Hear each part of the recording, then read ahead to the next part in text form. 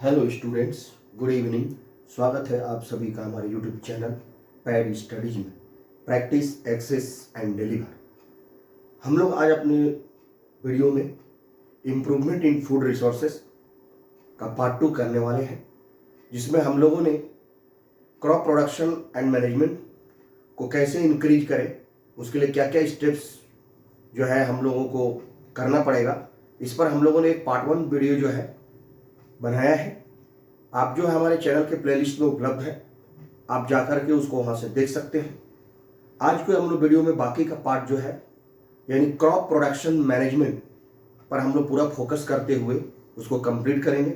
जैसा कि आपको पता है कि क्रॉप वेराइटी इम्प्रूवमेंट और क्रॉप प्रोडक्शन मैनेजमेंट और क्रॉप प्रोटेक्शन मैनेजमेंट, ये 3 चीज़ों के जरिए हम लोग क्रॉप के प्रोडक्शन को इम्प्रूव कर सकते हैं। उन तीनों स्टेप को हम लोग एक करके देखेंगे। तो आज हम लोग करने वाले हैं क्रॉप वेराइटी इम्प्रूवमेंट में जो छूट गया था, क्रॉप वेराइटी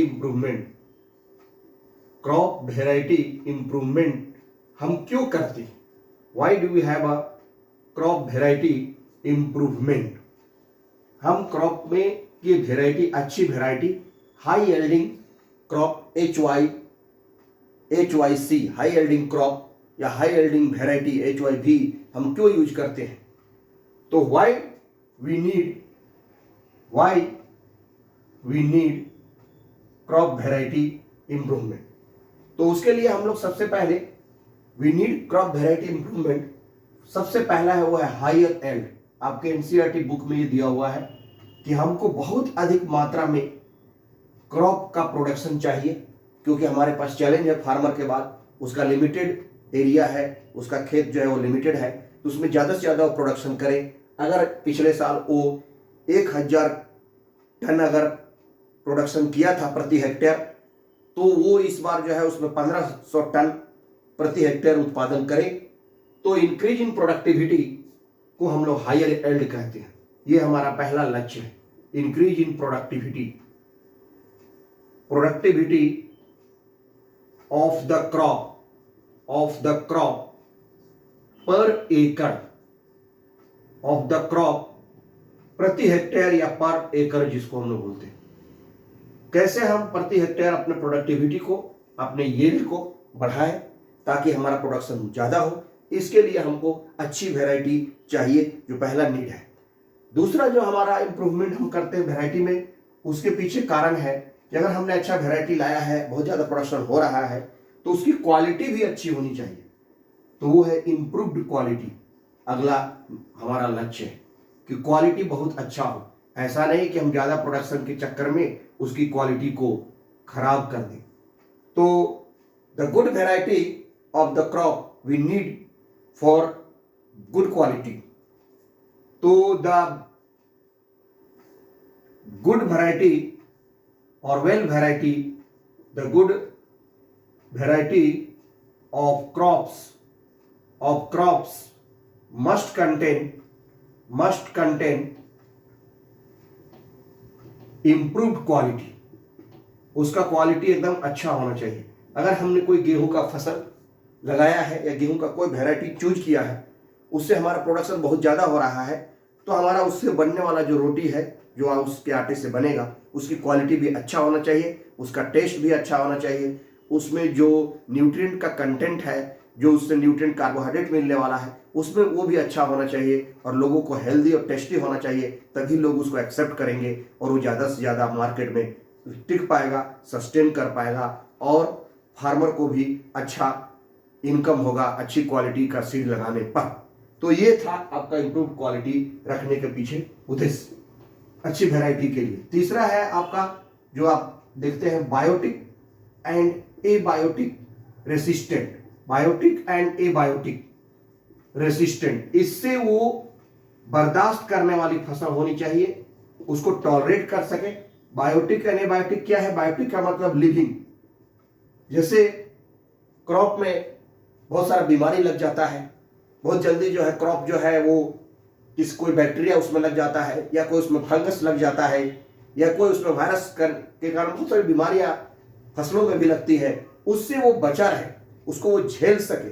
तो बायोटिक मतलब लिविंग कोई माइक्रो ऑर्गेनिज्म के चलते, कोई बैक्टीरिया के चलते, कोई फंगस के चलते उसमें कोई बीमारी ना लगे, वो लिविंग कंपोनेंट उसको डैमेज ना करे, उससे भी वो बचता रहे, वो रेसिस्टेंट होना चाहिए। साथ ही साथ एबायोटिक यानी नॉन लिविंग, जैसे बहुत ज्यादा टेम्परेचर हो गया है ना, या अगर कभी वाटर का लॉगिंग हो गया, माने वाटर जो है पानी जो है ज्यादा कुछ देर तक लगा हुआ रह गया मान लीजिए खेत के अंदर, तो फसल बर्बाद ना हो जाए, सड़ जाए, उससे वो अपने आप को बचा के रख सके, उसको झेलने की क्षमता उसके अंदर रहे, वो हो गया नॉन लिविंग रेसिस्टेंट। वाटर से बचा रहे, टेम्परेचर से बचा रहे, ओला पाला फ्रॉस्ट वगैरह जो पड़ते हैं उससे वो बचा रहे। ये नॉन लिविंग है, उसमें लाइफ नहीं है, लेकिन वो फसल को प्रोटेक्ट करने के लिए, फसल को प्रभावित करने वाला एक कारक है। उसके बाद जो है आपका हवा का रुख बदलता है, एयर का चेंज होता है, बादल लग जाते हैं, तो उससे भी बचा रहे। तो air, water, wind, water logging, soil का क्वालिटी भी कभी कभी बदलता है, इन सब से वो झेलने वाला अगर क्वालिटी वेराइटी आप दे रहे हैं, तो इसीलिए हम लोग वेराइटी में इंप्रूवमेंट करते हैं for biotic and abiotic resistant. उसके बाद जो है आपका चौथा है जो आपका है wider adaptability.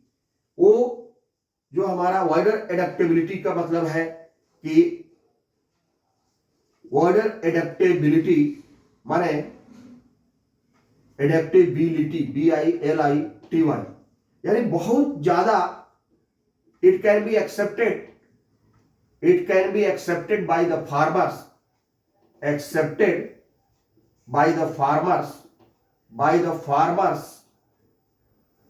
Of many places, यानी पंजाब, हरियाणा, राजस्थान, बिहार, बंगाल, उड़ीसा, सभी जगह के राज्यों में किसान उस वेराइटी को लगाएं, उगाएं, वहां भी उनका हो, तो उसका वाइडर एडेप्टिविटी होना चाहिए। Wider adaptivity in the farmer of many places, और उसको एक्सेप्ट करें, नहीं अच्छा क्वालिटी का बीज है, इसको हम लोग लगाएंगे, ये इंप्रूव्ड क्वालिटी है, ये बायोटिक एंटीबायोटिक रेसिस्टेंस है, ये वाइडर एडेप्टिविटी भी उसमें होना चाहिए।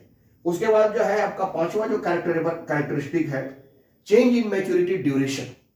ये भी बहुत इंपॉर्टेंट कैरेक्टरिस्टिक है। अगर आपके ये क्रॉप में है तो आप जो है अपने क्रॉप की वैरायटी को आप यूज कर सकते हैं। चेंज इन मैच्योरिटी ड्यूरेशन, अगर आपका क्रॉप का एक वैरायटी आप चुने हैं जिसको आप 2 महीने में काट लेते हैं, और एक ऐसा वैरायटी है जिसको काटने में 3 महीना लगता है, उसको पूरा कंप्लीट होने में, तैयार होने में, तो स्वाभाविक है आपका 1 महीना एक्स्ट्रा उसमें लग रहा है, वैसी वैरायटी को आप चुनना पसंद नहीं करेंगे। आप लेस ड्यूरेशन में, कम समय में जो वैरायटी तैयार होता है उसको प्रीफर करेंगे, क्योंकि उतना समय आपका बचेगा, उतना समय तो आपको फसल का देखभाल भी नहीं करना पड़ेगा, और आपका कीमती समय जो बचेगा वो आप फार्मर के लिए जो बहुत इंपॉर्टेंट है। तो चेंज इन मैच्योरिटी ड्यूरेशन, कम से कम समय में अगर वो क्रॉप तैयार हो जाएगा तो उसका वो समय भी बचेगा, और वो जल्दी से उसको मार्केट में बेच करके ज्यादा पैसा भी कमा सकता है बहुत कम समय में, और उसका फसल भी तैयार हो जाएगा। तो उसका बहुत सारा चीज, समय उसका, और उसके साथ साथ लगने वाला उस पर कॉस्ट और बाकी चीजें भी उसकी बचेगी। इसलिए चेंज इन मैच्योरिटी ड्यूरेशन भी एक इंपॉर्टेंट कैरेक्टरिस्टिक फीचर है जो क्रॉप के वैरायटी में देखा जाता है, और वो होना चाहिए अच्छी क्वालिटी के लिए। तो change in maturity duration, the crop harvesting, इसको आप बोल सकते हैं द क्रॉप हार्वेस्टिंग कंप्लीटेड, यानी तैयार हो जाए इन लेस टाइम, कम समय में तैयार होता है, तो वैसे वैरायटी को हम लोग प्रीफर करते हैं, और वो हमारे लिए जो है बहुत ही इंपॉर्टेंट हो सकता है। तो उसके बाद जो छठा वाला जो कैरेक्टरिस्टिक फीचर जो आपका बना है वो है आपका डिजायरेबल एग्रोनॉमिक कैरेक्टरिस्टिक। ये लास्ट है। आप एनसीईआरटी बुक को अगर खोलते हैं अपने क्लास 9 का, तो उसमें ये 6 क्रॉप वेराइटी इंप्रूवमेंट के लिए ये 6 अनिवार्य पॉइंट्स को में होना बहुत जरूरी है। हायर यील्ड होना चाहिए, इंप्रूव्ड क्वालिटी होना चाहिए, बायोटिक एंड एबायोटिक रेसिस्टेंट होना चाहिए, वाइडर एडेप्टेबिलिटी होना चाहिए, चेंज इन मैच्योरिटी ड्यूरेशन होना चाहिए, और लास्ट जो हम लोग का है आपका छठा वो है आपका desirable agronomic characteristic. DESIRABLE, desirable agronomic characteristic. ये डिजायरेबल क्या है? कैरेक्टरिस्टिक्स। हम लोग बात करते हैं कि अगर मान लीजिए कि कोई आपने फॉडर क्रॉप्स लगाया है, फॉडर क्रॉप्स चारा की फसल लगाया है, और चारा की फसल बहुत छोटे हाइट की हुई, उसमें ब्रांचिंग नहीं आया, वो बहुत छोटा जगह पर ही तैयार होकर रह गया। तो उससे जानवरों को अगर आप उसको मशीन में काट करके घास है या जो भी प्लांट है उसको आप खिलाएंगे, कुट्टी में मिला करके खिलाएंगे, तो वो प्लांट अगर बहुत लंबा ब्रांचिंग उसमें नहीं होगा, बहुत ज्यादा उसका ग्रोथ नहीं होगा, तो उससे चारा आपको बहुत कम मिलेगा। तो चारा की फसलें फॉडर क्रॉप्स में हमको टॉलनेस चाहिए। प्लांट अगर आपने मकई लगाया है या कोई जई का पौधा लगाया है तो बहुत ऊंचा हाइट का होना चाहिए और उसका प्रोफ्यूज ब्रांचिंग, बहुत फैला हुआ लताएं यानी कि शाखाएं होनी चाहिए, उसमें बड़ा बड़ा पत्ता होना चाहिए, लंबे दूर तक वो फैला होना चाहिए, जिससे एक पेड़ को अगर हम काटते हैं तो उससे बहुत ज्यादा घास मिलेगा, उससे बहुत ज्यादा चारा मिलेगा, जिससे हम हम लोग अपने जानवरों को अच्छी तरह से खिला सकते हैं। तो वो हम वेराइटी चुनेंगे जिसका टॉलनेस और प्रोफ्यूज ब्रांचिंग हो फॉर फॉडर क्रॉप्स। लेकिन अगर हम बात कर रहे हैं सीरियल्स क्रॉप, अनाज की फसलों की बात करें, तो उसका टॉलनेस कम हो और उसकी ब्रांचिंग कम हो, लेकिन उसमें लगने वाला जो उसमें सीड हो, यानी जो उसमें बीज लगेगा, यानी जो उसमें फल लगेगा, एक तरह से ऊपर में गेहूं की बाल लगेगी या धान में जो बाल लगेगा, उसको बहुत लंबा होना चाहिए, उसका फूड कंटेंट ज्यादा होना चाहिए, उससे हमको ज्यादा मात्रा में अनाज मिलना चाहिए, तौल वो कम ही हो, जिसके कारण वो न्यूट्रिएंट्स भी कम लेगा और वो ज्यादा प्रोडक्टिविटी को बढ़ाएगा। तो ये हमारा डिजायरेबल एग्रोनॉमिक कैरेक्टरिस्टिक है। तो डिजायरेबल एग्रोनॉमिक कैरेक्टरिस्टिक में फॉडर क्रॉप्स ये बताया था हमने आपको। फॉडर क्रॉप्स यानी चारा की फसलें, जो जानवरों का चारा है, चारा की फसलें। For fodder crops tallness and profused branching, बहुत ज्यादा उसमें शाखाएं लगे, बहुत फैला हुआ वो हो, ताकि ज्यादा से ज्यादा चारा हमको मिलेगा। Profused branching, BRANCHING, branching is required, वो हमको चाहिए, इज रिक्वायर्ड। और अगर हम करें इसकी बात, अगर हम लोग करें रिक्वायर्ड और डिजायरेबल एग्रोनॉमिक कैरेक्टरिस्टिक होना चाहिए। और अगर हम बात करते हैं आपको for cereals, CEREAL, cereals and other crops and other food crops,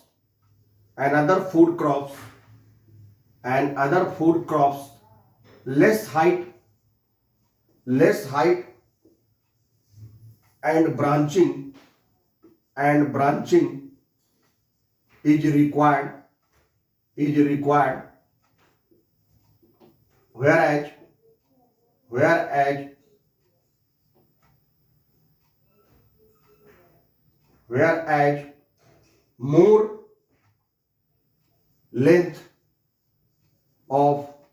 more length of food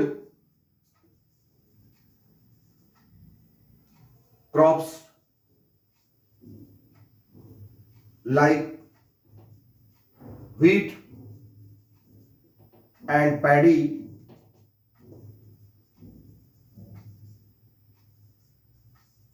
required। ये आपको length of food crops like wheat and paddy crops required, so that less nutrients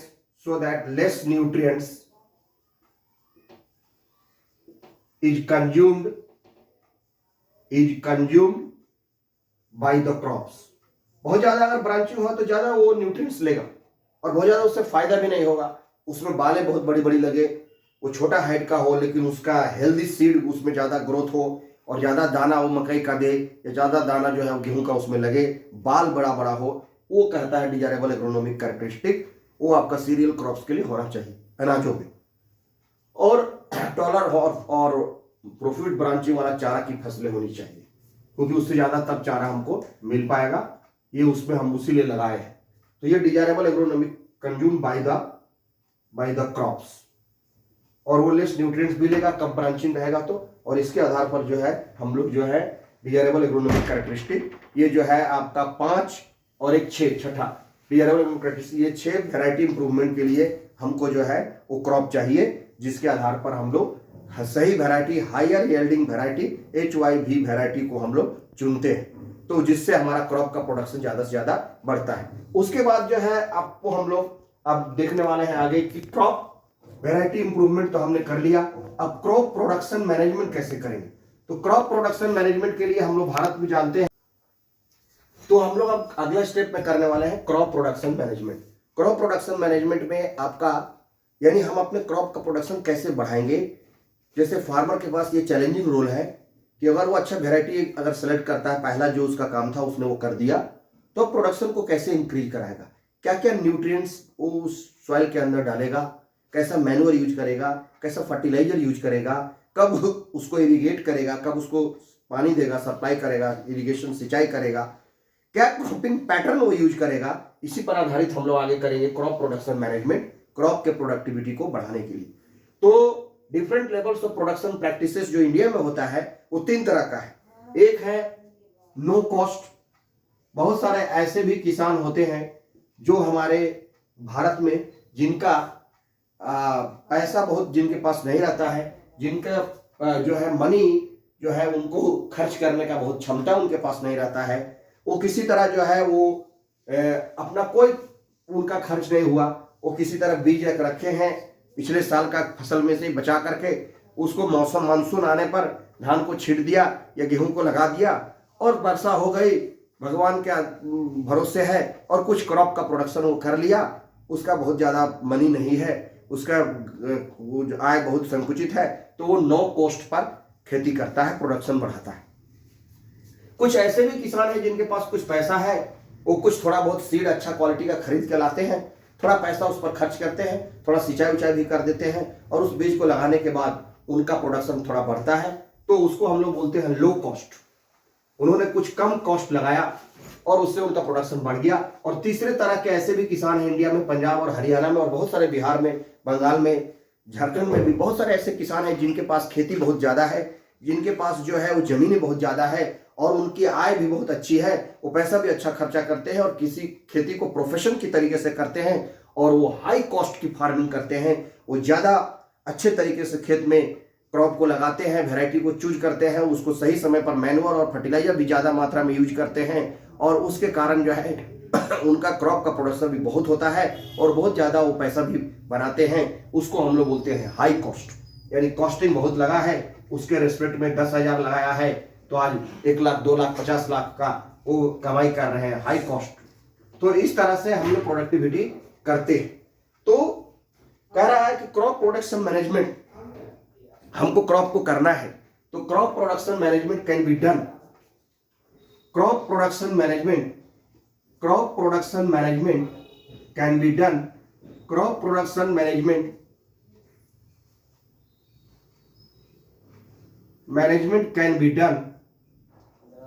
can be done by nutrient management. उसको हम लोग कर सकते हैं nutrient management के जरिए, वो हम लोग उसको न्यूट्रिएंट सप्लाई करेंगे। अगर आपको पोषक तत्व तो नहीं मिलेगा, आप कार्बोहाइड्रेट, प्रोटीन, फैट, विटामिन अपने भोजन में नहीं लेते हैं, तो आप बीमार हो जाएंगे, आप अच्छा ग्रोथ नहीं हो पाएगा, आप हेल्दी नहीं रह पाएंगे। इसलिए हमारे लिए भी न्यूट्रिएंट्स बहुत जरूरी है, प्लांट के लिए भी न्यूट्रिएंट्स बहुत जरूरी है। तो प्रोडक्शन को बढ़ाने के लिए, प्रोडक्टिविटी को इंक्रीज करने के लिए हमारा पहला जो एम है वो है nutrient management, nutrients management. Plant को भी बहुत सारे न्यूट्रिएंट्स चाहिए, वो आगे चल के हम लोग देखेंगे, उसको कैसे हम मैनेज करेंगे, उसके जरिए हम लोग प्रोडक्शन को बढ़ा सकते हैं। तो पहला एम है हमारा न्यूट्रिएंट्स मैनेजमेंट। उसके बाद crop production can be also increase by changing cropping pattern. किसान कुछ तरीका भी अपनाता है, जिस तरीके को अपनाने के कारण उसका क्रॉपिंग पैटर्न बदलता है तो ज्यादा प्रोडक्शन भी करता है। तो दूसरा है हमारा क्रॉपिंग पैटर्न। और उसके बाद जो है पौधों को पानी देना बहुत जरूरी होता है, फसलों को पानी की बहुत आवश्यकता होती है। सही समय पर उनको वाटरिंग नहीं करेंगे, पानी का वाटर का सप्लाई नहीं करेंगे तो क्रॉप को हार्म हो सकता है, डैमेज हो सकता है। इसलिए crop production can also be increase by irrigation. तो हम लोग जो है क्रॉपिंग पैटर्न के बाद जो हमारा तीसरा जो एम है वो है इरिगेशन। तो आज के हम लोग वीडियो में बने रहिएगा आखिरी तक। हम लोग इन तीनों टॉपिक को जो है बहुत जल्दी से कवर करेंगे, और फिर उसके बाद जो है हमारा लास्ट का टॉपिक जो बचेगा वो है क्रॉप प्रोटेक्शन मैनेजमेंट, जिसको हम लोग अगले हिस्से में, सेगमेंट में कंप्लीट करेंगे। थोड़े थोड़े हिस्से में आपका सारा कोर्स कंप्लीट हो जाएगा। तो हम लोग crop production management, nutrient management करते हैं। उसके बाद हम लोग जो है आपका क्रॉपिंग पैटर्न देखते हैं, जिसमें हम आपको बताएंगे कि कैसे हम लोग जो है मिक्स्ड क्रॉपिंग करते हैं, कैसे हम लोग इंटर क्रॉपिंग करते हैं और कैसे हम लोग क्रॉप रोटेशन करते हैं। ये 3 टेक्निक अपना करके हम यानी कि जो फार्मर हैं, जो इंडियन फार्मर हैं और जो एग्रीकल्चरल प्रोडक्टिविटी है उसको बढ़ाया जा सकता है। और हम लोग सही समय पर फसलों को पानी भी देते हैं, इरिगेशन का क्या क्या मेथड अप्लाई करते हैं। तो चलिए सबसे पहला हमारा है न्यूट्रिएंट्स मैनेजमेंट। तो न्यूट्रिएंट्स मैनेजमेंट की अगर हम बात करें तो जैसा कि आपको पता है कि प्लांट्स को जो है न्यूट्रिएंट्स उसके हेल्दी ग्रोथ के लिए चाहिए।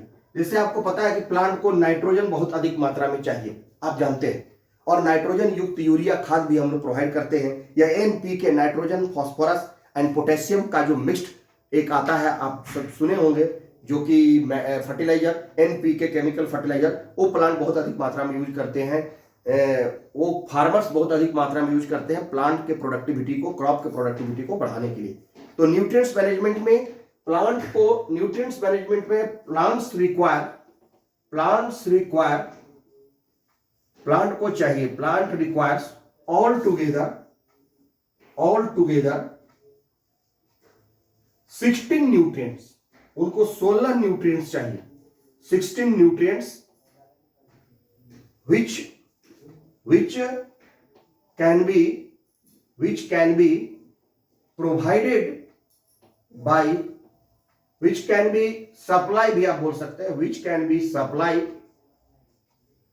by the root, जड़ें जो है वही एब्जॉर्ब करेंगी वाटर एंड मिनरल्स के रूप में घुला हुआ जो पानी के अंदर हम लोग खाद डालते हैं, उसका पानी देते हैं, उसके बाद देते हैं ताकि उसमें डिजोल्व हो जाए, और वो सैप बने, डिजोल्व मिनरल्स जो होता है वाटर में उसको सैप बोलते हैं, और एसेंट ऑफ सैप होगा उसका जाइलम, और जाइलम टिश्यू जो है, जाइलम ही उसको कैरी करके प्लांट के डिफरेंट पार्ट्स में वाटर को पहुंचाएगा, मिनरल्स को पहुंचाएगा। तो वो न्यूट्रिएंट्स मैनेजमेंट हम लोग करते हैं, सॉइल में देते हैं, जो रूट की मदद से 16 न्यूट्रिएंट्स प्लांट को चाहिए, which can be supply by the root from the soil. अब ये प्लांट का जो 16 न्यूट्रिएंट्स है, आउट ऑफ 16 न्यूट्रिएंट्स जो 16 न्यूट्रिएंट्स जो प्लांट को चाहिए, 16 न्यूट्रिएंट्स, 7 और जैसे हम लोग आउट ऑफ 16 न्यूट्रिएंट्स 13 न्यूट्रिएंट्स आप दीजिए उसको, 13 nutrients can be supplied by the soil and the three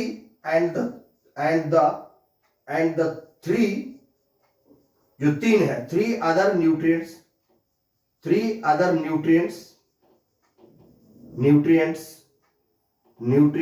ये 3 nutrients हैं, can be supplied from air and water. यानी प्लांट को जो 16 न्यूट्रिएंट्स मिलेंगे वो सॉइल से मिलेंगे, 13 न्यूट्रिएंट्स अभी हम लोग देख लेंगे एक करके। उसके बाद जो है आपको प्लांट्स को जो है ये 3 न्यूट्रिएंट्स जो है, टोटल 16 न्यूट्रिएंट जो है वो सॉइल से, मेनली एयर से और वाटर से प्रोवाइड होगा। जैसे हवा से अगर हम लोग बात करें तो हवा में आपको पता है कि ऑक्सीजन होता है हवा में, और वो ऑक्सीजन जो है वो प्लांट यूज करते हैं। आप बोलेंगे अच्छा जी हवा में, या सर हवा में जो है आपका तो रहता है आपका वो नाइट्रोजन भी, लेकिन हम लोग नाइट्रोजन प्लांट डायरेक्टली यूज नहीं कर सकता है। Air cannot provide nitrogen which is 78% in air directly to the plant उसको ले नहीं सकता है, वो इनडायरेक्टली लेगा। पहले वो सॉइल में आएगा, वो हम लोग देखेंगे, वो 13 न्यूट्रिएंट्स में ही नाइट्रोजन है जो एयर के जरिए सप्लाई नहीं होगा, वो सॉइल के जरिए सप्लाई होगा। तो वो नाइट्रोजन जो मेनली कंपोनेंट है वो एयर से नहीं मिलेगा, एयर से हमको सिर्फ ऑक्सीजन मिलेगा, और वाटर से जो है हमको हाइड्रोजन मिलेगा, और वाटर से हमको ऑक्सीजन भी मिलेगा, क्योंकि वाटर में हाइड्रोजन और ऑक्सीजन दोनों मिलके H2O बनाते हैं। तो ये हाइड्रोजन से हमको ऑक्सीजन, और आपको जो है वाटर से भी मिलेगा आपको ऑक्सीजन। तो ये हम लोग देखते हैं कि ये न्यूट्रिएंट्स जो है हमको क्या क्या मिलेगा। एयर से एक कार्बन भी मिलेगा। तो हम लोग एक एक करके उसको टेबुलर फॉर्म में देखते हैं 16 न्यूट्रिएंट्स जो हमारा प्लांट को चाहिए। उसमें आपको हमने बताया कि ये एयर आपको वाटर और सॉइल से मिलेगी। तो सबसे पहले जो है एयर से कौन कौन न्यूट्रिएंट्स मिलेगा, तो एयर से प्लांट को 2 न्यूट्रिएंट्स मिलेगा आपका हवा से। तो एयर इज ए मिक्सचर, आपको पता है। Nutrient supply by air, air से आपको मिलेगा कार्बन और एयर से आपको मिलेगा ऑक्सीजन। नाइट्रोजन नहीं ले सकते डायरेक्टली, ऐसा नहीं कि प्लांट जो है नाइट्रोजन को एब्जॉर्ब कर लिया, प्लांट की सॉइल में मिलने के बाद वो रूट एब्जॉर्ब करता है।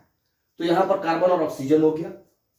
उसके बाद जो है आपका वाटर, वाटर में आपको पता है कि हाइड्रोजन रहता है और ऑक्सीजन रहता है। तो हाइड्रोजन भी यहां से सप्लाई होगा, हाइड्रोजन एंड ऑक्सीजन। तो इसीलिए हमने कहा था कि एयर और वाटर से ये 3 न्यूट्रिएंट्स मिलेंगे। 3 न्यूट्रिएंट्स से, तो ऑक्सीजन तो दोबारा ही आया है, ऑक्सीजन दोनों जगह से मिलेगा, तो ये 3 न्यूट्रिएंट्स हो गया।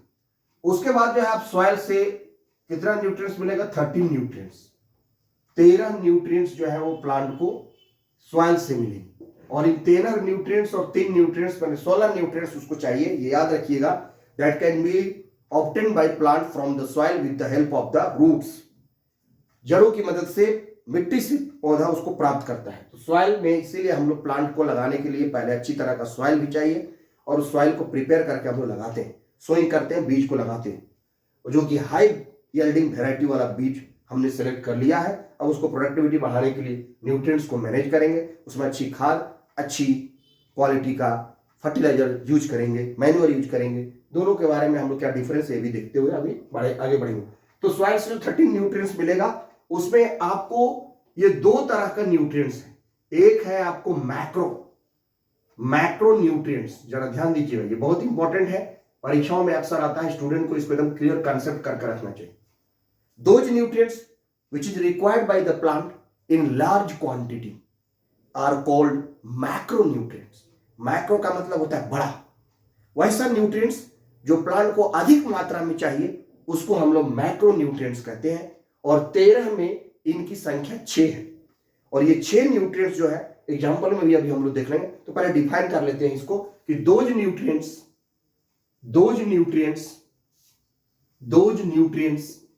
which are required by the plant, which are required by the crop, और प्लांट आप जो भी बोलते हैं, required by the crop plant in large quantity, अधिक मात्रा में चाहिए, in large quantity is called macronutrient। Macro का मतलब होता है बड़ा, ज्यादा मात्रा में चाहिए, मोर अमाउंट में, अधिक मात्रा में, लार्ज अमाउंट में चाहिए, इन लार्ज क्वांटिटी। एक मात्रा आपको लिखना है, in large quantity is called macronutrient. In large quantity is called macronutrient. और कौन कौन चाहिए, 6 चाहिए। फॉर एग्जांपल मैक्रोन्यूट्रिएंट्स का एग्जांपल क्या है, आपसे पूछता है तो बताइए। जैसे नाइट्रोजन, प्लांट को नाइट्रोजन उसका सबसे प्रिय उसका भोजन है, तो प्लांट को नाइट्रोजन अधिक मात्रा में चाहिए। ये एन है, नाइट्रोजन एन इनऑर्गेनिक मटेरियल है, आपको पता है नाइट्रोजन जो है ऑर्गेनिक मतलब कार्बन हो गया, तो ये नाइट्रोजन होता है। उसके बाद उसको एनपीके में फास्फोरस चाहिए, जो खाद हम लोग सप्लाई करते हैं, फास्फोरस। उसके बाद जो है आपको प्लांट को चाहिए पोटेशियम, फास्फोरस का पी होता है सिंबल, आप पढ़े भी हैं। उसके बाद है पोटेशियम प्लांट को बहुत अधिक मात्रा में चाहिए, भी मैक्रोन्यूट्रिएंट्स है, इसको के से निरूपित करते हैं, पोटेशियम। उसके बाद जो है प्लांट को चाहिए कैल्शियम भी बहुत अधिक मात्रा में चाहिए, तो ये हो गया उसका कैल्शियम, जिसको हम लोग बोलते हैं Ca। उसके बाद उसको चाहिए आपको मैग्नीशियम, क्या चाहिए उसको, मैग्नीशियम, कैल्शियम मैग्नीशियम भी उसको बहुत अधिक मात्रा में चाहिए, तो मैग्नीशियम को हम लोग बोलते हैं Mg। और एक और न्यूट्रिएंट्स है जो उसको अधिक मात्रा में चाहिए, जो प्लांट को मैक्रोन्यूट्रिएंट्स के रूप में सप्लाई करता है, उसको बहुत अधिक मात्रा में चाहिए, वो है sulphur. Lastly we need sulphur. ये 6 न्यूट्रिएंट जो है वो सल्फर भी बहुत अधिक मात्रा में चाहिए। तो NPK nitrogen potassium phosphorus, nitrogen phosphorus potassium calcium magnesium and sulphur are the macronutrients. और दूसरा जो न्यूट्रिएंट्स उसको हो गया 30 न्यूट्रिएंट्स जो सॉइल से मिलेंगे, उसमें दूसरे तरह का जो न्यूट्रिएंट्स है वो है माइक्रो न्यूट्रिएंट्स। माइक्रो ऑर्गेनिज्म आप पढ़े होंगे पहले। माइक्रो का मतलब होता है छोटा, कम मात्रा में जो चाहिए, लेस क्वांटिटी में जो चाहिए प्लांट को जो न्यूट्रिएंट्स। माइक्रो माने छोटा, माइक्रो माइक्रो उसको हम लोग बोलते हैं micro nutrients. So the those nutrients which are required by the crop plant in less quantity is called micro nutrients. तो उसी तरह से हम लोग लेस क्वांटिटी में चाहिए, कम मात्रा में चाहिए, उसको हम लोग बोलते हैं आपको जो है वो माइक्रो न्यूट्रिएंट्स बोलते हैं। Those nutrients which are required by the plant, by the crop plant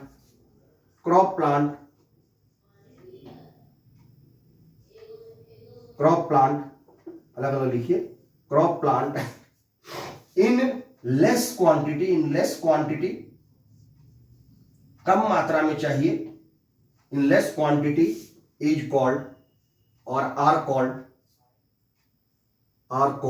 बहुत सारे इसमें है तो इसको आर कॉल्ड कर दीजिए, आर कॉल्ड मैक्रोन्यूट्रिएंट्स, उनको बोलते हैं माइक्रोन्यूट्रिएंट्स। कम मात्रा में चाहिए माइक्रो, अधिक मात्रा में चाहिए मैक्रोन्यूट्रिएंट्स, उसको हम लोग बोलते हैं। फॉर एग्जांपल मैक्रोन्यूट्रिएंट्स में क्या है आपका, तो माइक्रोन्यूट्रिएंट्स में 7 है, तो 6 इधर और 7 वो मिलकर 13 हो जाएंगे। सबसे अधिक माइक्रोन्यूट्रिएंट्स में क्या क्या है एग्जांपल अगर आप लीजिएगा तो आपको आयरन चाहिए, प्लांट को भी आयरन चाहिए, हम लोग को भी बॉडी के लिए आयरन चाहिए। तो आयरन यानी आपका हो गया Fe, क्या चाहिए, आयरन चाहिए। उसके बाद जो है अगर आप बात करें तो एक और जो माइक्रोन्यूट्रिएंट्स है वो है मैंगानीज,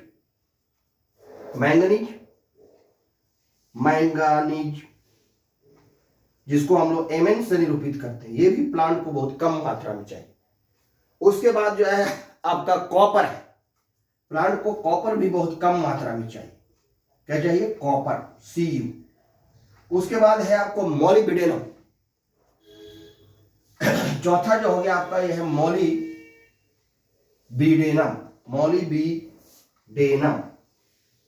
मॉलिब्डेनम MO, ये भी प्लांट को कम मात्रा में चाहिए।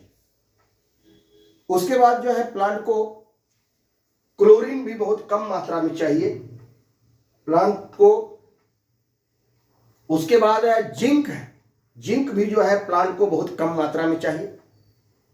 तो मोलिब्डेनम के बाद जो है आपका बोरोन है, बोरोन भी प्लांट को कम मात्रा में चाहिए B, और प्लांट को जिंक भी बहुत कम मात्रा में माइक्रोन्यूट्रिएंट चाहिए Zn, और लास्ट में जो है आपका क्लोरीन Cl जो है ये भी प्लांट को बहुत कम मात्रा में चाहिए।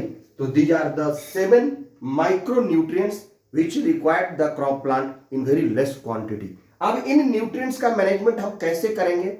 Nutrients can be managed by plant with the help of the manure and fertilizer. तो न्यूट्रिएंट्स मैनेजमेंट के लिए हम लोग क्या करेंगे, हम लोग प्लांट को देंगे मैन्योर एंड फर्टिलाइजर। अब मैन्योर जो है वो ऑर्गेनिक चीज है, and manure is prepared in the field, जो कि बायोडिग्रेडेबल वेस्ट होता है। जो आप जानते हैं कि जानवरों का मलमूत्र, गोबर और उसका जानवरों का excreta, the animals excreta and farm waste, जो पत्तियों का है या जो भी क्रॉप का जो बचा हुआ हिस्सा है, उसको जब हम लोग गड्ढा खोद करके और उसके अंदर हम जो उसको बायोलॉजिकल तरीके से डिग्रेड कराते हैं, बायोडिग्रेडेबल सबस्टांस को डाल करके उसको डिग्रेड कराते हैं, और उससे जो मैन्योर जो खाद बनता है उसको हम लोग गोबर खाद बोलते हैं, मैन्योर बोलते हैं। वो एक जैविक खाद है जो कि प्लांट को बहुत ज्यादा न्यूट्रिएंट तो सप्लाई नहीं करता है, लेकिन लॉन्ग टर्म में मैन्योर का यूज करना बहुत अच्छा होता है। वो प्लांट को जो है वाटर होल्डिंग कैपेसिटी प्लांट में बढ़ाता है, इंक्रीज करवाता है, सॉइल को सुरक्षित रखता है, और यूजफुल माइक्रो ऑर्गेनिज्म जो है धीरे धीरे सॉइल के अंदर बढ़ाता है। जो यूजफुल माइक्रो ऑर्गेनिज्म है, जो हेल्पफुल है प्लांट के ग्रोथ के लिए, उनकी संख्या वो धीरे धीरे बढ़ाता है, और लॉन्ग टर्म में धीरे धीरे वो फायदा करता है। सॉइल का प्रॉपर्टी और टेक्सचर भी बना हुआ रहता है, सॉइल को कोई नुकसान नहीं होता है, और उससे किसान को धीरे धीरे क्रॉप का प्रोडक्टिविटी बढ़ता है, और लॉन्ग टर्म में उसके फसलों को फायदा भी होता है, और किसान को भी फायदा होता है क्योंकि उसके खेत सुरक्षित रहते हैं। बट अभी के समय में अगर हम बहुत जल्दी प्रोडक्टिविटी को बढ़ाना चाहते हैं तो हम केमिकल फर्टिलाइजर की ओर अग्रसरित होते हैं, उसको हम यूज करते हैं जो कि बहुत जल्दी रैपिड ग्रोथ कराता है और बहुत तेजी से प्लांट को ग्रो करा करके बहुत जल्दी क्रॉप का प्रोडक्टिविटी बहुत ज्यादा मात्रा में बढ़ाता है। इसलिए we are now if you want to increase the crop productivity in very less time and very high quality and very high quantity में भी बनाना हम चाहते हैं तो हमको फर्टिलाइजर यूज करने के लिए बाध्य होना पड़ेगा, हमको उसी पर स्विच ओवर होना पड़ेगा। So fertiliser provide the nutrients to the plant in very less time, और बहुत जल्दी वो क्विक प्रोवाइड करते हैं, बट वो सॉइल के टेक्सचर और प्रॉपर्टी को सुरक्षित नहीं रखते हैं, बहुत सारे यूजफुल बैक्टीरिया को मार देते हैं और लॉन्ग टर्म खेती में हार्म पहुंचाते हैं फील्ड को, यानी खेतों को, मिट्टी को वो गड़बड़ करते हैं, टेक्सचर को कम करते हैं और वाटर होल्डिंग कैपेसिटी भी वो कम करते हैं, डिक्रीज करते हैं, और ज़्यादा मात्रा में उस फर्टिलाइजर यूज करने पर हमको सिंचाई करना पड़ता है, इरिगेशन का कॉस्ट ज़्यादा आता है। इसलिए हाई कॉस्ट फार्मिंग में हमको जो अभी करते हैं उसमें हमको फर्टिलाइजर यूज करना पड़ता है। तो हम लोग nutrients management can be done with the help of nutrients management can be done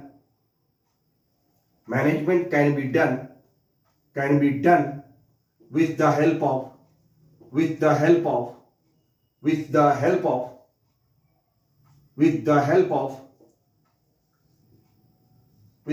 of manure and fertilizer। Fertilizer में क्या है? फर्टिलाइजर यानी आपका रासायनिक खाद, मैन्योर यानी जैविक खाद। तो मैन्योर और फर्टिलाइजर का यूज करके with the help of manure and fertilizer into the soil. Nutrients management can be done with the help of manure and fertilizer used in the soil. मिट्टी में आप देंगे, खाद भी वही मिलाते हैं, गोबर खाद, जैविक खाद और रासायनिक खाद भी, यूरिया, फॉस्फेट और डाई और नाइट्रोजन, फॉस्फोरस और पोटेशियम एनपीके, वो हम लोग भी वही सॉइल में मिलाते हैं, प्लांट को समय समय पर देते हैं और उसका इरिगेट करते हैं और प्रोडक्टिविटी को बढ़ाते हैं। तो मैन्योर क्या है, इसको हम लोग एक ही बार में हम लोग देखते हैं। वैसे आपके बुक में मैन्योर 3 तरह का होता है, एक होता है आपका कंपोस्टिंग, दूसरा है वर्मी कंपोस्टिंग और तीसरा है ग्रीन मैन्योर। ये 3 आपको पढ़ना है। फार्म यार्ड मैन्योर भी एक होता है, लेकिन हम लोग को यहाँ 3 पर फोकस करना है, इसलिए हम 3 को ही देखेंगे। तो मैन्योर जो है आपका क्या है और फर्टिलाइजर आपका क्या है, इसको आप एक नजर में देख लीजिए। उसके बाद जो है हम लोग आ जाएंगे क्रॉपिंग पैटर्न पर और फिर इरिगेशन को भी देखेंगे। तो मैन्योर आपका क्या है? Manure is a natural substance है। It is a natural inorganic substance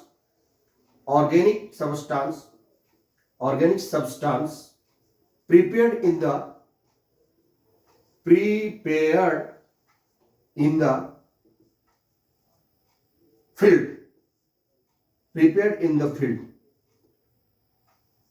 field, खेतों में इसको हम लोग तैयार करे हैं by digging the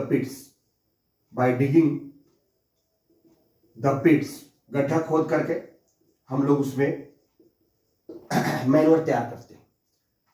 अगर ये हम लोग बात करें आपका पहला पॉइंट में फर्टिलाइजर क्या है, तो इट इज मैन मेड, मनुष्य के द्वारा बनाया हुआ, मैन मेड और आर्टिफिशियल है, ये नेचुरल नहीं है, artificial substance, artificial inorganic substance, ये ऑर्गेनिक नहीं है, इनऑर्गेनिक है, artificial inorganic substance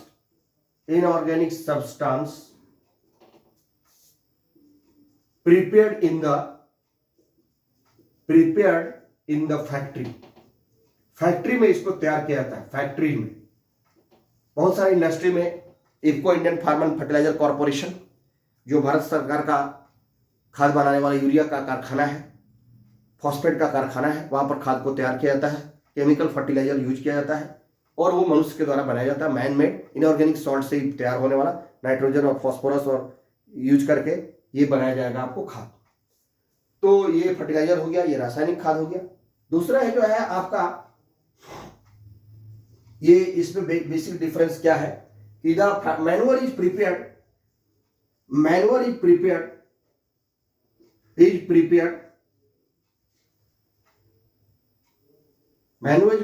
by the decomposition of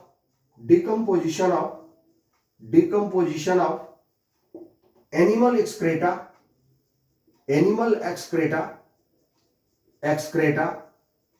and farm and plant waste भी है। पौधों का भी वेस्ट जो होता है उससे हम लोग तैयार करते हैं।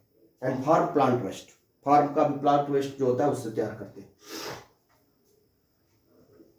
जो आपका फर्टिलाइजर है, fertilizer is prepared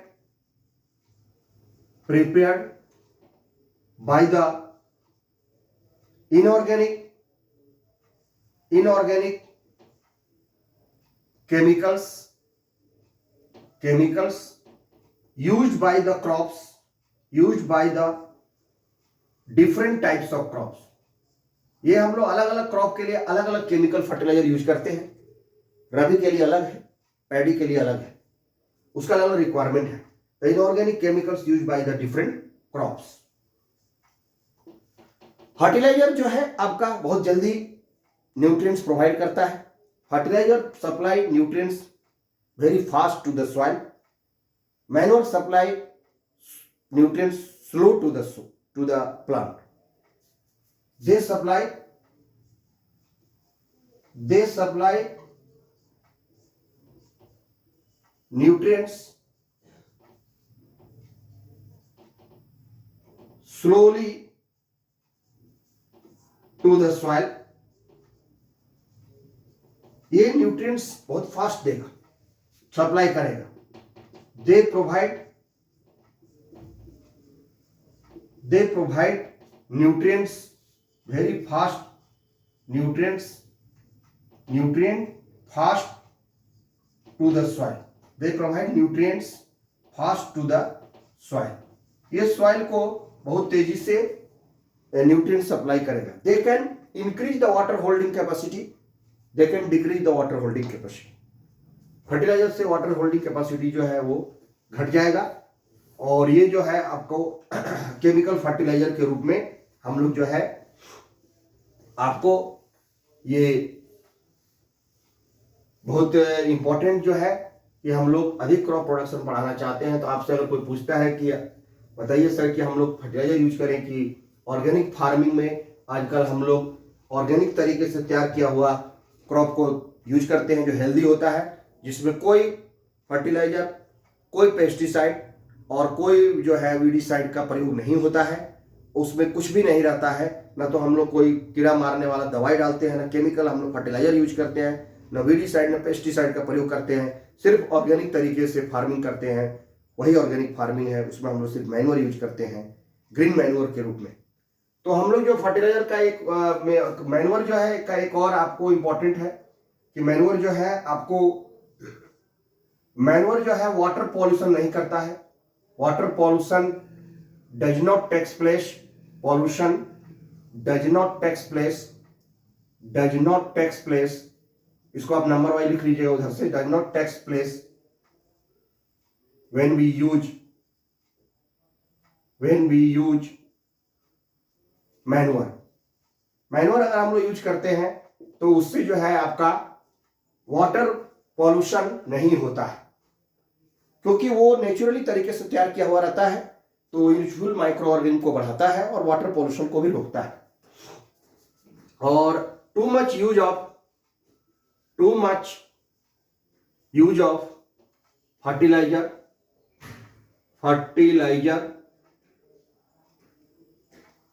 in long term can increase water pollution. वो बह करके अगर पानी में जाएगा तो केमिकल जो है वो हार्म करेगा वाटर में रहने वाले लिविंग ऑर्गेनिज्म को और ये वाटर पॉल्यूशन को बढ़ाएगा। तो ये थोड़ा सा बेसिक डिफरेंस था between the manure and fertilizer. Long term productivity को आप बढ़ाना चाहते हैं और अपने खेतों को बचाना चाहते हैं, धीरे धीरे प्रोडक्टिविटी बढ़ाना चाहते हैं, बहुत ज़्यादा जल्दी में नहीं है, तो मैन्योर यूज कीजिए। अगर आप बहुत जल्दी क्रॉप प्रोडक्शन बढ़ाना चाहते हैं तो फर्टिलाइजर यूज कीजिए। अपना अपना फायदा है, अपना अपना उसका एडवांटेज और डिसएडवांटेज भी है। तो ये हो गया मैन्योर एंड फर्टिलाइजर के जरिए हम लोग क्रॉप प्रोडक्टिविटी को बढ़ा सकते हैं। मैन्योर में आपको हमने बताया कि मैन्योर जो है वो 3 प्रकार का है। There are 3 types of manure. इसको देख करके हम लोग अभी कंप्लीट करते हैं, जिसमें पहला जो है आपका वो है आपका कंपोस्टिंग। कंपोस्टिंग यानी कंपोस्ट जिसको हम लोग बोलते हैं कंपोस्ट। उसके बाद जो है आपका दूसरा जो है आपका वो है vermi compost. Vermi compost.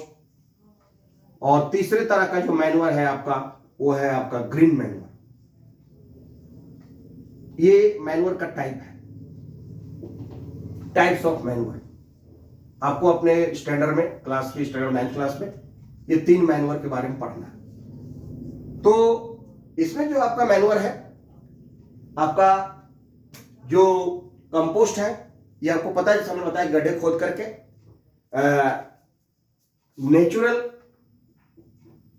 Natural animal excreta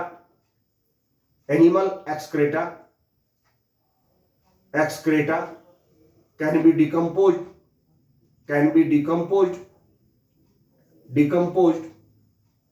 biodegradable biological तरीके से decomposed biodegradably into the pit is called compost। उसको हम लोग कंपोस्ट कहते हैं। यानी हमने खाद तैयार किया, यूजफुल बैक्टीरिया, उसमें बैक्टीरिया नेचुरल तरीके से उसको गला दिया बायोडिग्रेडेबल तरीके से, और गड्ढे में हम लोग जानवर का मलमूत्र को इकट्ठा कर दिए, काउडंग जो स्पेशली गोबर वगैरह है, मलमूत्र है, उसको जमा करके, तो वो हमारा कंपोस्ट तैयार हो गया। वर्मी कंपोस्ट क्या है? वर्मी कंपोस्ट में हम लोग कंपोस्ट इज प्रिपेयर्ड, वही compost from the animal excreta. Compost can be prepared, compost from animal excreta can be prepared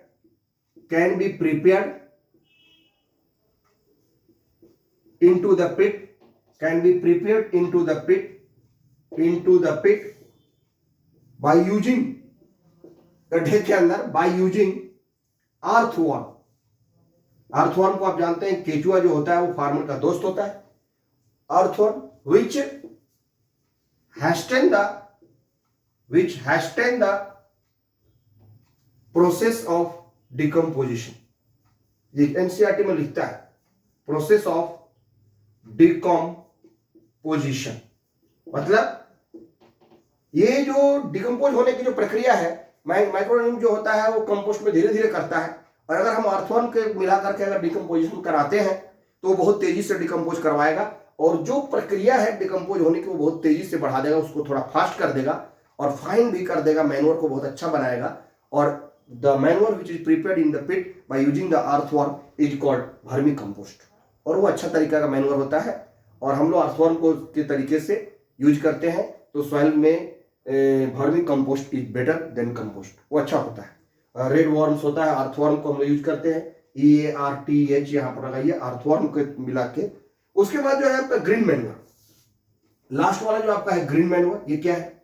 green manure का मतलब है ग्रीन प्लांट को, पहले आप क्रॉप का प्रोडक्शन बढ़ाने के पहले green plant are planted, green plant like या some plant, green plant like guar, GUAR, guar, and sunn hemp, और एक सन हेम्प भी होता है, सन हेम्प।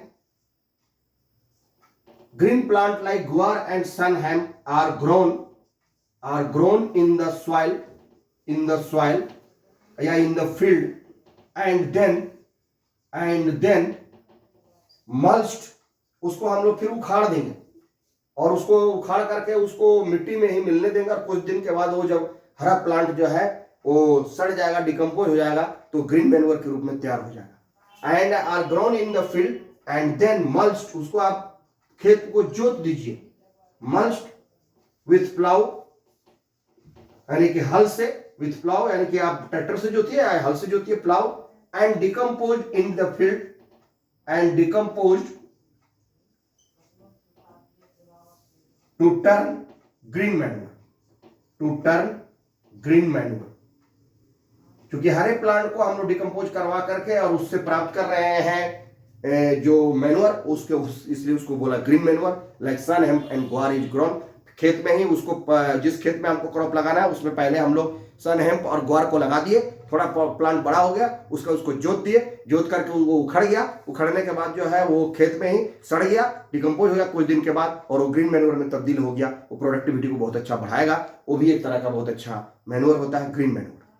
तो ये 3 तरह का मैनुअर हो गया। फर्टिलाइजर में आपका केमिकल फर्टिलाइजर हम यूज करते हैं, लाइक यूरिया है, आपका पोटेशियम फॉस्फेट है, पोटेशियम नाइट्रेट है, और ऐसे अमोनियम नाइट्रेट है। ये बहुत सारे जो हम लोग केमिकल फर्टिलाइजर यूज करते हैं मैनुअर का, ये फर्टिलाइजर का एग्जाम्पल है। तो हम लोगों ने ये देखा manure and fertilizer can be use to increase the crop production and they can manage the nutrients management. 16 nutrients को ये मैनेज करेगा और अपनी सुविधा अनुसार हम लोग मैनुअर और फर्टिलाइजर अपने क्रॉप में यूज कर सकते हैं।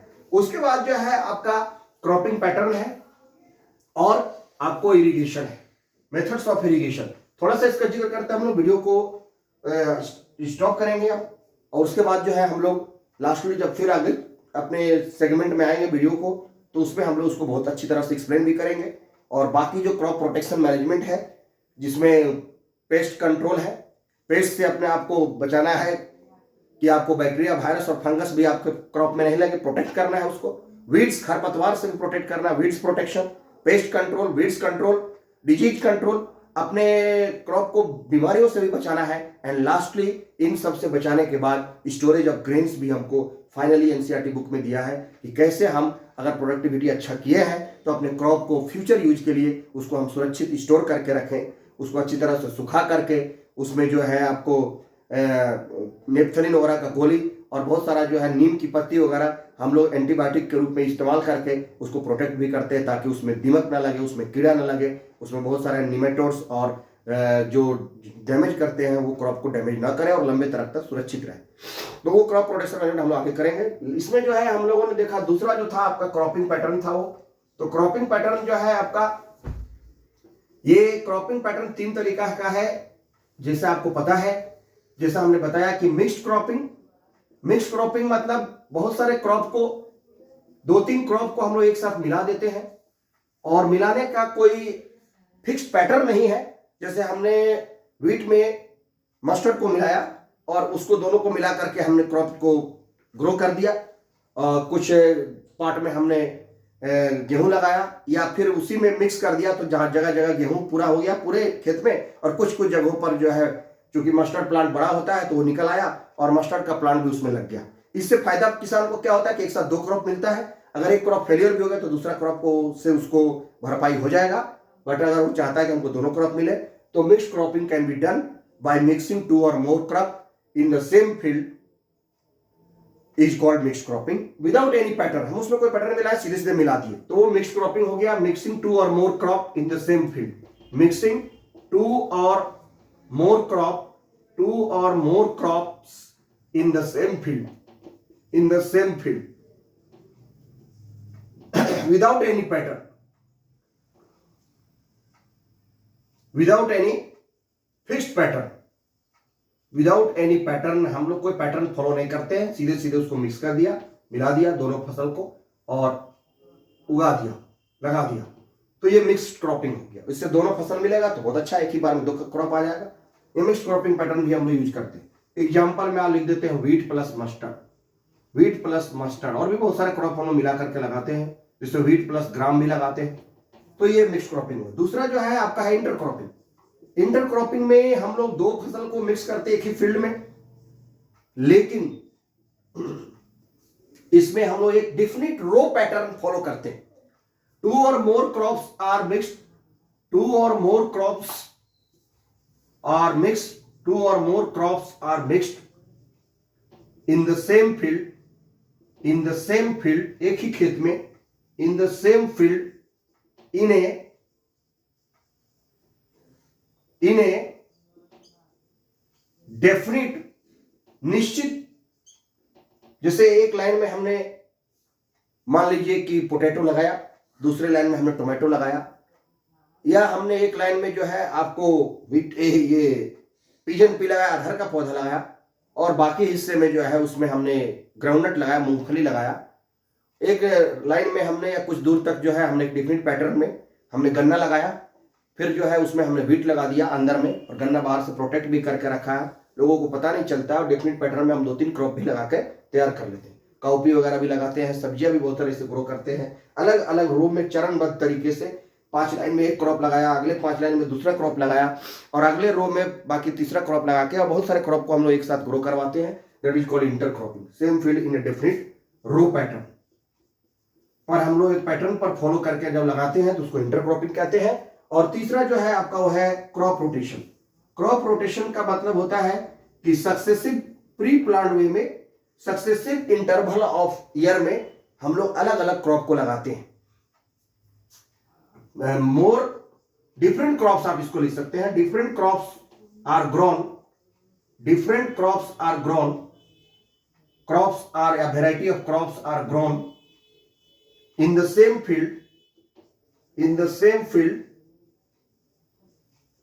in a pre-plant succession, same field in a pre-plant succession। मतलब पहले से ये तय रहता है कि इस बार अगर उसमें हमने पैडी लगाया है, धान लगाया है, तो अगली बार उसमें हम लोग दलहनी पौधा या नाइट्रोजन जो की सप्लाई करेगा, जैसे उसमें मटर लगा देंगे, उसमें चना लगा देंगे, जिससे नाइट्रोजन जो है वो root nodules of leguminous plant होने के कारण वो नाइट्रोजन को फिक्स कर देगा। जो धान का पौधा ज्यादा यूज किया है तो नाइट्रोजन फिक्सिंग करने वाले प्लांट को लगा देंगे और क्रॉप को बदल देंगे। उसको हम लोग फसल चक्र या क्रॉप रोटेशन कहते हैं, और ये पहले से तैयार रहता है। इन pre plant succession is called crop rotation, तो उसको हम लोग क्रॉप रोटेशन कहते हैं। और डिफरेंट क्रॉप्स को हम लोग अलग अलग ईयर में pre plant succession in year by यानी कि सालों दर साल हम लोग अलग अलग बदल करके लगाते हैं, तो उसको हम लोग बोलते हैं आपका क्रॉपिंग पैटर्न। तो ये हो गया आपका क्रॉप रोटेशन। क्रॉपिंग पैटर्न में 3 आ गया, मिक्स क्रॉपिंग, इंटर क्रॉपिंग और क्रॉपिंग पैटर्न में आपका क्रॉप रोटेशन एक आ गया लास्ट में। फसल को बदल बदल करके लगाना ताकि उसका न्यूट्रिएंट्स जो है वो मैनेज होता रहे, और नेचुरल तरीके से जो है दलहनी पौधा लगा देते हैं, 2 धान्य फसल के बाद एक खरीफ की फसल लगाना, और एक आपको रबी फसल लगा देना, 2 खरीफ फसल के बाद एक रबी का फसल लगा देना, ताकि नाइट्रोजन का मेंटेनेंस हो सके। तो ये था क्रॉप को बदल के लगाना, बदल बदल के लगाना, रोटेट करना, क्रॉप रोटेशन। और उसके बाद अगर हम लोग देखें इरिगेशन, तो इरिगेशन क्या है? The process of supplying water to the crop plant in a regular interval of time is called irrigation. पौधों को पानी देना, the process of supplying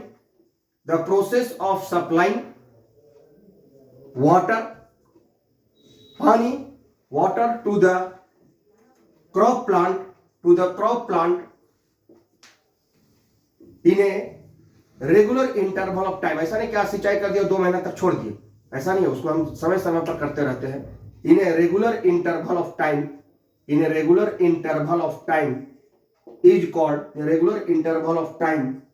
is called irrigation.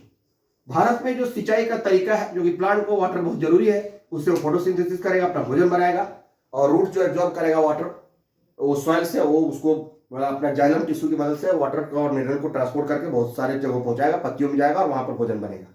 तो मेथड्स ऑफ इरिगेशन अगर हम लोग बात करें आपको, तो इसको हम लोग डिटेल में बाद में करेंगे। मेथड्स ऑफ इरिगेशन खाली आपको लिख देते हैं, हम बता देते हैं, उसके बाद जो हम लोग डिटेल स्टडी आगे करेंगे। बहुत सारा मेथड ऑफ इरिगेशन है इंडिया में। हम लोग मेथड्स ऑफ इरिगेशन अगर यूज करते हैं तो उसमें सबसे पहले कुआं हम लोग खोदते हैं, वेल है, वेल में हम लोग कुआं खोदते हैं जिससे हम लोग सिंचाई करते हैं। ट्यूबवेल भी खोदते हैं, डग वेल भी करते हैं। एक साधारण कुआं खोदते हैं और एक बोरिंग धसा करके पाइप से निकाल करके पानी, ग्राउंड वाटर को हम लोग फसलों तक पहुंचाते हैं, वो होता है आपका डिप वेल।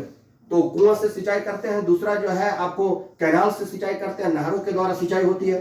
तीसरा जो है हम जगह जगह पर बहुत सारे टैंक बनाते हैं और पानी को स्टोर करके उसको सप्लाई करते हैं और क्रॉप को उससे इरिगेट करते हैं। उसके बाद चौथा जो है आपका रिवर लिफ्ट सिस्टम। बहुत सारे खेत जो है, बहुत सारे लोगों का नदियों के किनारे है, तो नदियों से पानी को पाइप के जरिए लिफ्ट करा करके उसको खेतों में देते हैं। वो लोग बहुत लकी हैं कि उनके अगल बगल नदियां हैं, तो रिवर लिफ्ट सिस्टम के तरीके से भी हम लोग यूज करते हैं रिवर लिफ्ट सिस्टम। ये 4 मेथड जो है हम यूज करते हैं मेनली। उसके अलावा जो है आपको मॉडर्न मेथड ऑफ इरिगेशन भी आपको पढ़ना है, जिसमें आपको